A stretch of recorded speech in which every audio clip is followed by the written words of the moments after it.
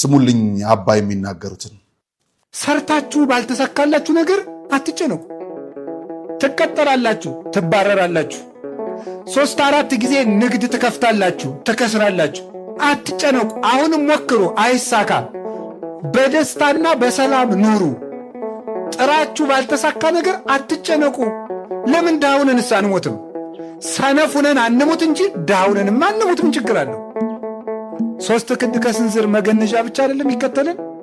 ምን ይዘነው ምን ይነግራል? የለም። ስለዚህ ለምንስ ዳኑ ነው? ድህነታችሁን ለስንፍና ማስረጃ አታድርጉት እንጂ የታባቱ ለምን ዳልሆንም ብላችሁ አትስነፉ። ሰርታችሁ ዳ ከሆናችሁ ግን እግዚአብሔር ይመስገን በሉ። እስኪ አንድ ጊዜ እግዚአብሔር ይመስገን በሉ። እግዚአብሔር ስሩ ነው እንጂ ተጨነቁ አላለም። እና አትጨነቁ። እኔ ከማን በልጬ ነው? አብርሃም በድንኳን እኮ ነው የኖረ። ጌታዬ ወይ የዚህን ያህል ምን በድዬ ነው ጥሩ ሥራ ማሰራኝ? ሕይወቴ በመባከን አለቀ፣ ለምን አታሳካልኝም? የብዙ ምዕመናን ጥያቄ ነው። አብርሃም ዕድሜ ልኩን በድንኳን አይደል እንዴ የኖረ? እኛስ ከአብርሃም እንበልጣለን?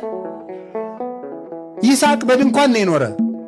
ያዕቆብ እግዚአብሔር ሌሊት ተገልጾ የፍቅር ትግል ሲታገለው ያደረው ያዕቆብ፣ እግዚአብሔርን እንደዚህ አቅፎ ያደረው ያዕቆብ የኖረው በድንኳን